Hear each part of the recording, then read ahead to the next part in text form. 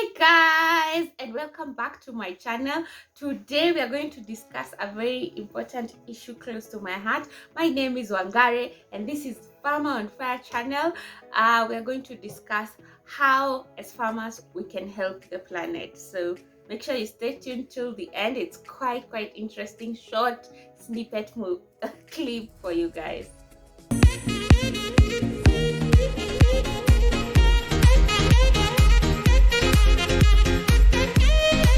We are discussing regenerative agriculture and how it's affecting climate change, and how as farmers we need to know how to adapt and how to change. So climate change is an issue that is happening globally. It's affecting our planet, and if something happens, it's like cockroaches. You know how when you have neighbors or you're renting in an apartment, if you're very clean and very hygienic in your house, but your neighbor has cockroaches, you also have that problem. So it's the same case. I wanted to just bring out these issues so that we can see how we can.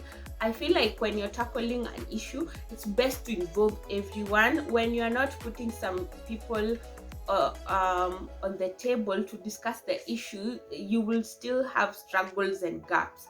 And so I feel like this conversation is for everyone, even not just farmers, even everyone, because everyone eats and they need to have a better relationship with food and where their food comes from. So climate change, we can change this by making sure that we are planting crops. We always have a cover crop all year round. We have as many trees as possible. Farmers are known to be nurturers and gatekeepers of the planet and in the environment, and I feel they could be a very significant part in changing their emissions. So this is plainly how it works. So carbon is in the air.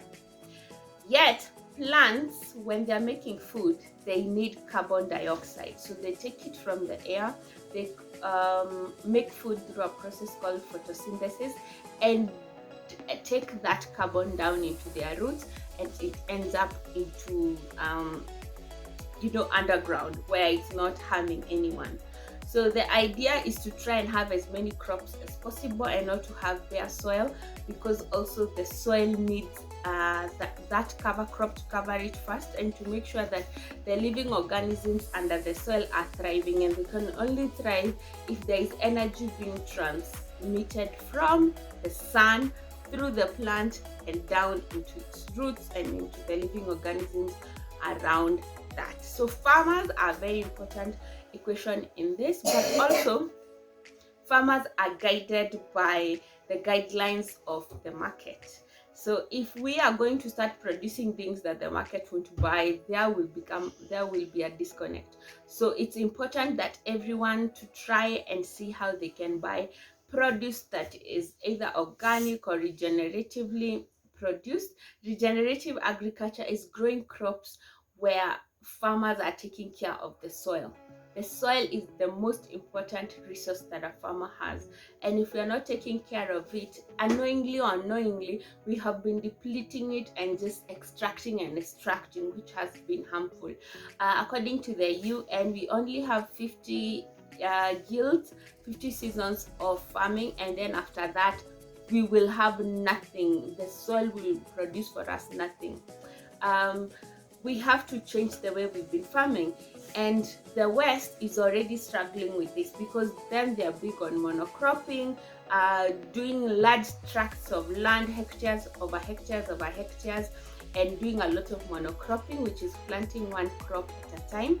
And the regenerative agriculture is teaching us how to have an healthy ecosystem, to have diversity in our farm. So have animals, have crops, have all these aspects, because they feed on each other, including us in that web.